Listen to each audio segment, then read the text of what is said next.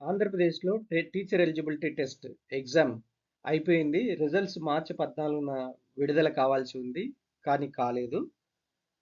So DSC exam రేపు మార్చి 30వ తేదీ నుంచి ఏప్రిల్ 30 తేదీ వరకు జరగాల్సి ఉంది. సో ఈ నేపథ్యంలో ఎలక్షన్ కోడ్ అమల్లోకి వచ్చింది. సో అమల్లోకి వచ్చిన కారణంగా టెట్ రిజల్ట్స్, డిఎస్సి ఎగ్జామ్ ఈ రెండు కూడా ఎలక్షన్ కమిషన్ తీసుకునే నిర్ణయం ప్రకారం ఉంటుందన్నటువంటిది ఇటు ప్రభుత్వము అటు స్టేట్ ఎలక్షన్ కమిషన్ చీఫ్ కూడా ఇదివరకే చెప్పారు. అయితే ఈ పరిస్థితుల్లో ఈరోజు మనకు వార్తాపత్రికల్లో వచ్చినటువంటి అప్డేట్ ఈ డిఎస్సి ఎగ్జామ్స్ మీద తర్వాత టెట్ రిజల్ట్స్ మీద ఏమొచ్చిందంటే, సో డిఎస్సి నిర్వహణ టెట్ ఫలితాల విడుదల ఎన్నికల కోడ్కు విరుద్ధం అని సెంట్రల్ ఎలక్షన్ కమిషన్కి అచ్చెన్నాయుడు లేఖ. ఇది ఈరోజు మనకు ఈనాడు న్యూస్ పేపర్ని గమనిస్తే డిఎస్సి నిర్వహణ టెట్ ఫలితాల విడుదల ఎన్నికల కోడ్కు విరుద్ధమని తెదేపా రాష్ట్ర అధ్యక్షుడు అచ్చెన్నాయుడు తెలిపారు. అధికారులకు పదోన్నతులు కల్పించడం, కొత్త నియామకాల కోడ్ ఉల్లంఘనే అవుతాయంటూ ఈ మేరకు కేంద్ర ఎన్నికల కమిషన్కు ఆదివారం ఆయన లేఖ రాశారు.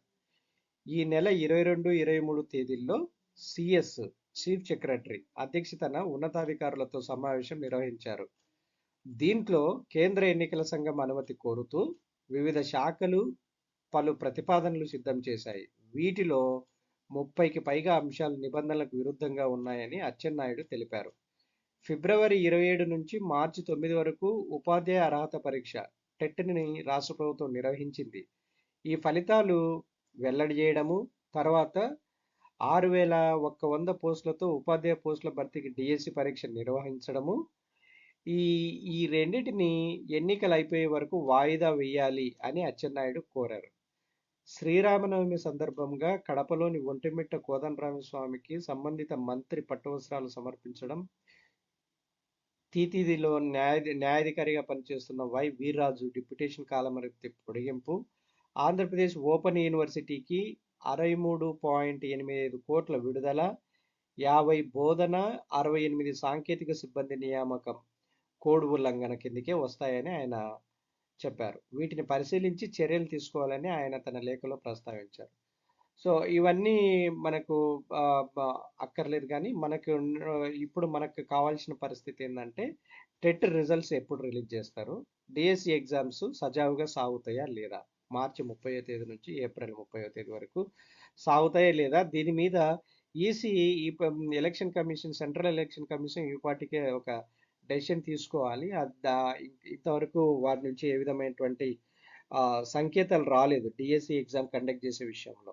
తర్వాత టెట్ రిజల్ట్స్ విడుదల చేసే విషయంలో కూడా ఇంకా ఎలక్షన్ కమిషన్ నుంచి సెంట్రల్ ఎలక్షన్ కమిషన్ నుంచి ఎటువంటి సూచనలు అందలేదు. సో దీనివల్ల మేబీ ఈరోజు ఎలక్షన్ కమిషన్ ఈ రెండింటి మీద క్లారిటీ ఇస్తుందని ఒక సైడ్ నుంచి వార్తలు వస్తున్నాయి. బట్ ఈరోజు ఈవినింగ్ వరకు మనం వెయిట్ చేయాల్సి ఉంటుంది. సో తర్వాత by the end of today we can come to know that whether DSC exam will be conducted or not. So మనం కండక్ట్ అవుతాయా లేదా అన్న తెలియాలి. టెట్ రిజల్ట్స్ కూడా డిక్లేర్ చేస్తారా లేదా, విడుదల చేస్తారా లేదా అన్నది కూడా వేచి చూడాలి. సో ఇది ఈరోజు డిఎస్సి టెట్కి సంబంధించినటువంటి సమాచారం.